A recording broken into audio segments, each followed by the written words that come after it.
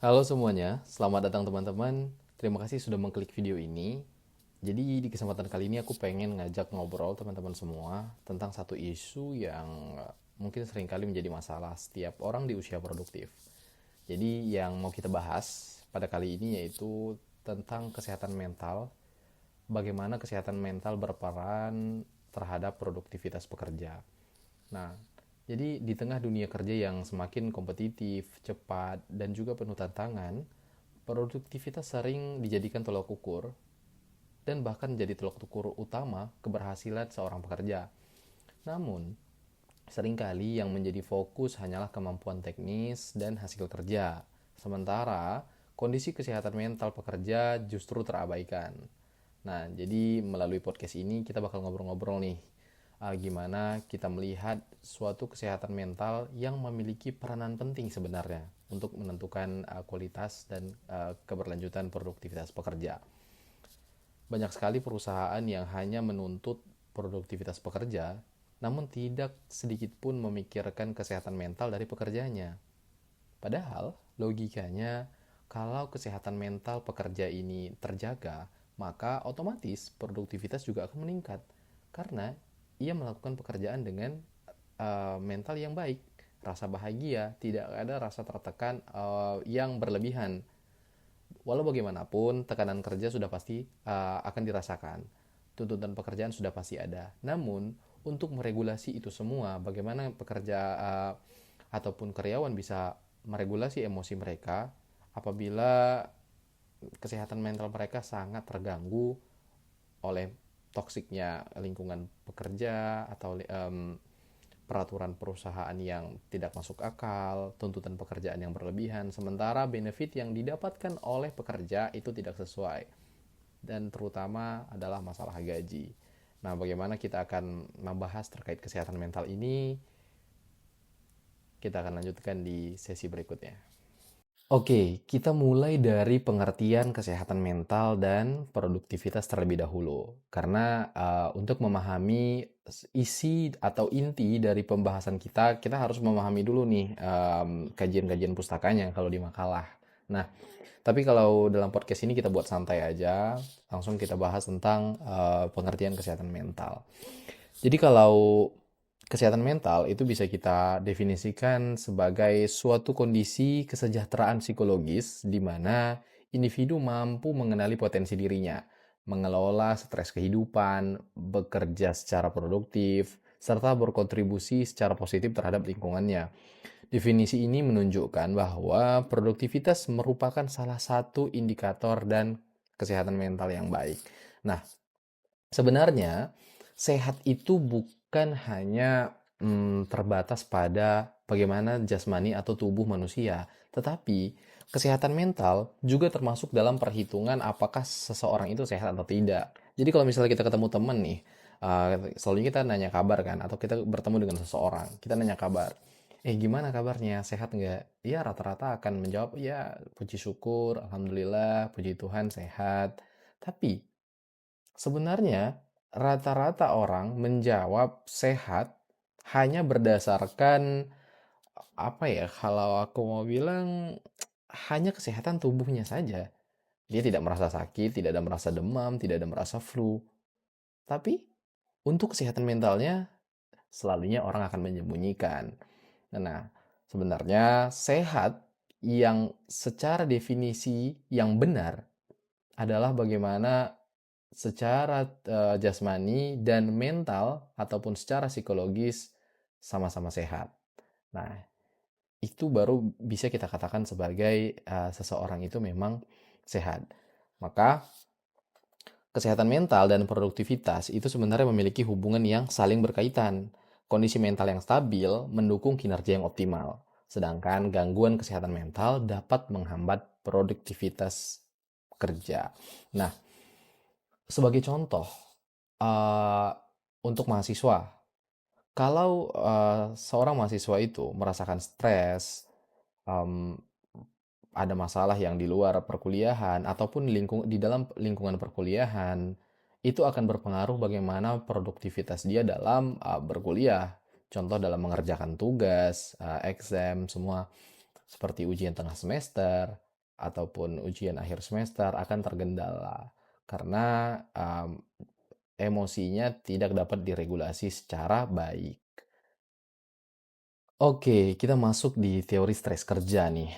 Nah, jadi dalam segmen kali ini di pembahasan tentang teori stres kerja, ada salah satu teori yang relevan dalam membuat keterkaitan kesehatan mental dan produktivitas, yaitu teori stres kerja tadi. Stres kerja muncul ketika tuntutan pekerjaan tidak seimbang dengan kemampuan, sumber daya, atau waktu yang dimiliki individu. Menurut teori ini, stres dalam kadar ringan masih dapat meningkatkan kewaspadaan dan kinerja. Namun, stres yang berlangsung secara terus-menerus, berulang-ulang, seperti ada kontinuitas, tanpa pengelolaan yang baik dapat berdampak negatif pada kesehatan mental. Nah, pekerja yang mengalami stres berkepanjangan dan terus-menerus ini cenderung mengalami kesehatan mental, kesulitan berkonsentrasi, gangguan emosi, serta penurunan motivasi kerja. Dalam jangka panjang, kondisi ini akan menurunkan produktivitas karena pekerja tidak lagi mampu bekerja secara optimal, meskipun secara fisik masih hadir di tempat kerja. Nah, ini sebenarnya banyak sekali ya yang dapat kita temukan di realita. Secara realitanya, pada awalnya pekerja atau orang yang baru masuk bekerja itu akan merasa gembira, happy, karena mendapatkan suatu pekerjaan sebelum dia tahu bagaimana environment, lingkungan, persekitaran di tempat kerja. Nah, berbulan-bulan mungkin dia mulai merasakan ada sesuatu yang tidak beres, ada sesuatu yang kurang baik secara lingkungan ataupun tuntutan kerja yang mungkin ternyata sangat tinggi. Nah, tanpa adanya regulasi emosi atau bagaimana dia mengelola kesehatan mentalnya, maka pekerja ini akan merasa stres dan akan berpengaruh dengan produktivitas bekerja. Nah,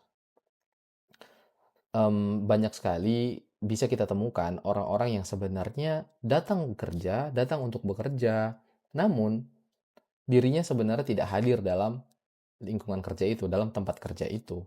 Nah, kenapa? Karena rasa stres yang sudah cukup tinggi sehingga ia bekerja hanya seperti autopilot saja. Nah, jadi kayak nggak ada keseriusannya lagi. Bekerja hanya sebatas bekerja. Tidak ada improvement, tidak ada peningkatan, malah akan terjadi penurunan. Nah, itu yang terjadi apabila stres kerja yang terus muncul berlangsung secara terus-menerus dan berkepanjangan. Oke, selanjutnya ada teori lain yang sangat berkaitan dengan produktivitas kerja. Ya, teori ini kita panggil dengan teori burnout. Burnout merupakan kondisi kelelahan secara psikologis akibat tekanan kerja yang berlangsung lama dan tidak teratasi. Nah, burnout ini ditandai oleh 3 komponen utama, yaitu kelelahan emosional, sikap sinis atau menjauh dari pekerjaan, serta menurunnya rasa pencapaian diri. Pekerja yang mengalami burnout sering merasa tidak berdaya, kehilangan makna dalam pekerjaannya, dan sulit untuk merasakan kepuasan kerja. Nah, dalam kondisi burnout, produktivitas pekerja cenderung menurun secara signifikan, kesalahan kerja akan menjadi meningkat, kreativitas menurun, dan komitmen terhadap pekerjaan juga ikut melemah. Hal ini menunjukkan bahwa burnout merupakan salah satu bentuk gangguan kesehatan mental yang berdampak langsung pada produktivitas. Nah, teman-teman, teori burnout yang tadi sudah kita bicarakan, nah ini sebenarnya cukup atau apa ya, kerap kali kita temui di setiap orang ya, di lingkungan kerja. Sama seperti teori stres kerja tadi, namun teori burnout ini itu lebih serius lagi tingkatannya karena ia ditandai dengan komponen utama tadi, kelelahan secara emosional, sikap sinis atau menjauh dari pekerjaan. Maka kadang-kadang orang bekerja ya hanya seperti robot, hidup seperti robot, bekerja hanya sekedar bekerja, tidak ada lagi motivasi, tidak ada semangat, tidak ada kreativitas, hanya melakukan pekerjaan yang secara repetitif atau berulang. Hanya pekerjaan yang berulang, melakukan hal yang sama, tidak ada lagi improvement, tidak ada kreativitas dalam berpikir untuk bagaimana bisa meningkatkan efisiensi dalam bekerja. Nah, ini sangat penting untuk kita kawal sama-sama, khususnya untuk diri sendiri, bagaimana kita bisa meregulasi emosi kita di lingkungan pekerjaan yang mungkin tidak sehat atau mungkin bisa kita katakan toksik. Nah, karena tentu saja sedikit sulit jika kita hanya berharap dari perusahaan, dari syarikat, dari company untuk memperbaiki lingkungan kerja, manajemen. Dari pengalaman saya, untuk berharap kepada perusahaan itu memang sulit.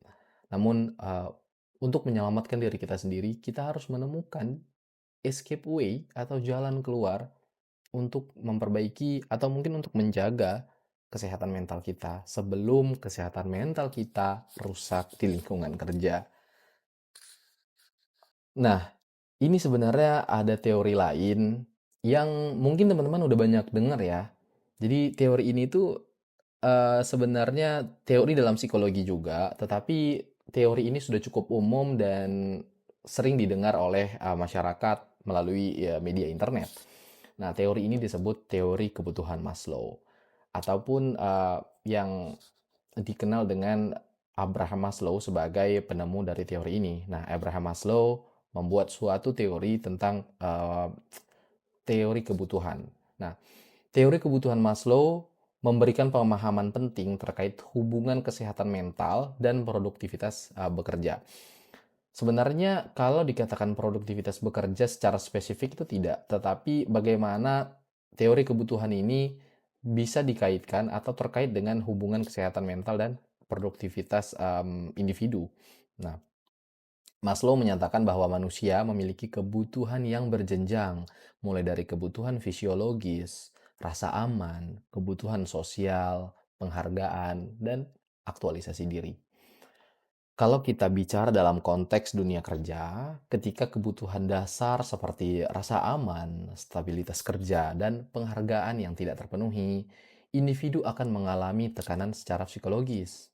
Kondisi ini dapat menurunkan kepuasan kerja dan menghambat kinerja. Nah, eh, sebenarnya dalam teori ini adalah hal-hal dasar yang diperlukan oleh manusia secara umum. Nah, paling penting, kita akan membutuhkan rasa aman, kemudian rasa penghargaan. Bagaimana orang respect terhadap kita, memberikan hormat atau menghargai. Kalau hormat mungkin dalam dalam dalam tingkatan yang lebih tinggi ya. Tapi bagaimana kita dihargai sesama manusia. Nah, itu penting. Nah, kalau hal-hal dasar, basic needs tidak terpenuhi, nah, seperti rasa aman tadi, tidak dihargai, maka stabilitas kerja itu akan menurun dan individu juga akan mengalami tekanan secara psikologis. Nah, itu juga akan berpengaruh besar terhadap kinerja para pekerja dalam melakukan pekerjaannya. Sebaliknya, ketika lingkungan kerja mampu memenuhi kebutuhan psikologis pekerja, individu akan lebih termotivasi, merasa dihargai, dan mampu menunjukkan produktivitas yang optimal. Ya sebenarnya hal ini tuh logis dan sangat mendasar apabila hal-hal dasar kita itu bisa dipenuhi, dapat terpenuhi, maka ya otomatis kesehatan mental kita akan lebih baik. Kemudian kita juga memiliki motivasi setiap apa yang kita lakukan, improvement yang kita temukan, peningkatan ataupun kreativitas yang kita pikir, kita ciptakan untuk efisiensi bekerja, kemudian dihargai, diapresiasi, kita akan merasa lebih bahagia dan lebih semangat dan memiliki motivasi besar untuk bekerja. Otomatis produktivitas bekerja juga akan meningkat. Oke, selain teori Maslow yang sudah kita bahas tadi, Teori kesejahteraan psikologis menjadi salah satu teori dalam kesehatan mental yang berperan penting untuk produktivitas pekerja. Nah, teori kesejahteraan psikologis menjelaskan bahwa individu yang memiliki keseimbangan emosi, tujuan hidup yang jelas, serta hubungan sosial yang sehat cenderung memiliki kinerja yang lebih baik. Kesehatan ataupun kesejahteraan psikologis berperan dalam membentuk sikap positif terhadap pekerjaan. Pekerja yang merasa sejahtera secara mental dan lebih mudah beradaptasi memiliki daya tahan terhadap tekanan dan mampu mempertahankan produktivitas dalam jangka panjang.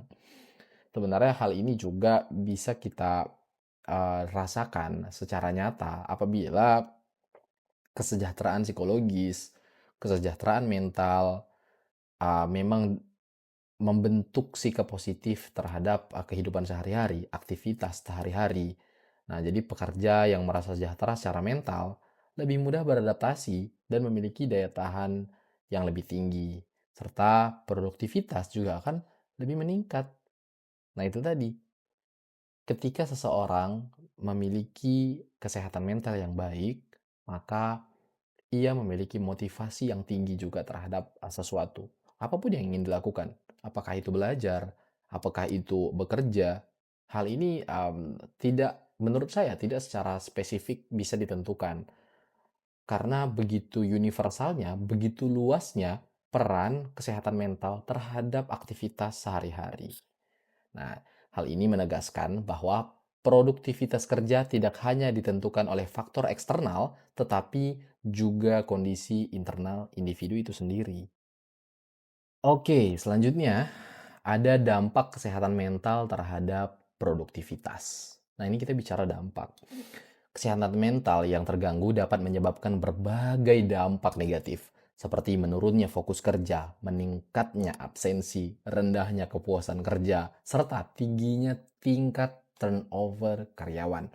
Nah, ini sebenarnya bisa aku rasakan secara pribadi dan bagaimana aku melihat teman-teman kerja yang sudah resign, sudah lebih dulu keluar dari company, dari perusahaan, dari syarikat, tempat bekerja gitu.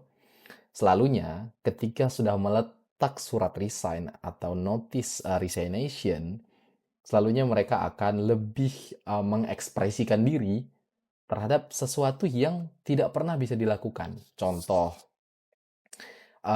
dia punya cara bekerja yang lebih efektif, tetapi manajer atau supervisor itu tidak bisa melihat dengan objektif bahwa cara itu lebih efisien, cara itu lebih baik.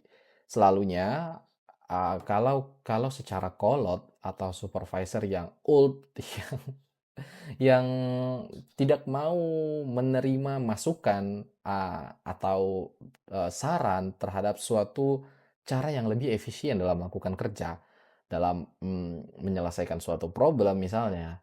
Nah, itu seringkali menjadi tekanan tersendiri terhadap pekerja. Nah, biasanya orang-orang yang sudah meletak atau memberikan surat resign, mereka akan lebih mengekspresikan diri bagaimana cara bekerja. Bahkan kalau dia merasa tetap tidak bisa untuk mengekspresikan diri, nah ini yang akan terjadi. Dampak-dampak negatif seperti tidak fokus kerja, kemudian meningkatnya absensi, seperti tidak datang bekerja, ya dia lebih rela gajinya dipotong. Ini untuk gaji yang terakhir kan gitu, lebih rela gajinya dipotong atau bahkan datang selalu terlambat atau hanya datang setengah hari, ya bisa dikatakan kerjanya lebih suka-suka dirinya aja gitu. Karena ini bagian dari ekspresi yang tidak pernah bisa disalurkan. Maksudnya bukan berarti ekspresi untuk tidak bekerja atau datang terlambat itu benar, bukan. Tetapi dikarenakan lingkungan kerja yang tidak sehat, dikarenakan lingkungan kerja yang toksik, nah ini akan mengganggu kesehatan mental pekerja sehingga hal itu terus berdampak kepada dirinya dan apa ya, kalau bisa dibilang tuh bertumpuk gitu, kayak sudah semakin banyak rasa tekanan di dalam diri, sehingga di saat dia sudah berani untuk keluar, resign, di saat itulah dia akan bisa lebih mengekspresikan apa yang dia rasakan gitu secara personal. Nah, maka ini menjadi satu dampak sebenarnya terhadap produktivitas. Begitu pentingnya kesehatan mental.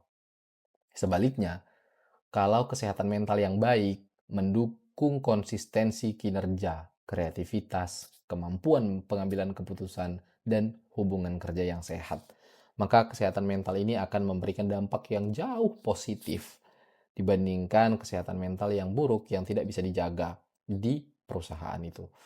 Maka dengan demikian, menjaga kesehatan mental pekerja merupakan faktor yang penting dalam meningkatkan produktivitas secara berkelanjutan. Nah, maka penting sekali untuk menjaga kesehatan mental. Oke, sebagai penutup. Nah, ini bisa kita simpulkan ya bahwa kesehatan mental itu memiliki peran yang sangat penting dalam menentukan produktivitas pekerja. Berbagai teori psikologi menunjukkan bahwa kondisi mental yang sehat memungkinkan individu dapat bekerja secara lebih efektif, efisien, dan berkelanjutan.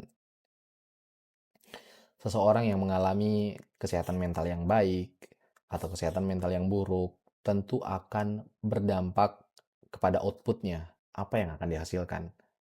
Kalau seseorang itu memiliki kesehatan mental yang baik, ia bahagia melakukan pekerjaannya, sehingga memiliki motivasi yang tinggi dan produktivitas kerja meningkat. Begitu pula sebaliknya, kalau kesehatan mental itu buruk, maka produktivitas akan menurun. Ya, kembali kepada perusahaan, kembali kepada company, kembali kepada syarikat. Apakah ingin memiliki pekerja atau karyawan yang efektif, bekerja secara efisien, produktivitas kerja meningkat, ya maka jaga lingkungan kerja dengan baik. Buat suatu manajemen pekerjaan yang baik, yang sehat, sehingga karyawan itu bisa lebih menjaga kesehatan mentalnya. Karena kita di kantor, di tempat bekerja, itu akan menghabiskan hampir hampir seluruh hidup. Bahkan ada yang sampai lembur, overtime. Itu kalau dibayar. Mungkin kalau dibayar oke. Tapi kalau nggak dibayar gimana? Kalau hanya diminta lembur dengan alasan loyalitas, itu sama sekali akan menghancurkan kesehatan mental pekerja. Percayalah, lambat laun, lama-kelamaan, pekerja akan mengalami burnout dan stres kerja yang berlebihan. Banyak yang akan resign, bahkan bisa jadi resign secara bersamaan. Dan ini sangat berpengaruh pada produktivitas perusahaan itu sendiri. Dan perusahaan bisa mengalami rugi yang sangat besar. Karena kehilangan sumber daya manusia. Tidak ada sumber daya yang melakukan pekerjaan, sehingga income atau pendapatan perusahaan akan merosot. Oke, terima kasih kepada teman-teman yang sudi untuk mendengarkan celotehan podcast saya yang tidak seberapa ini.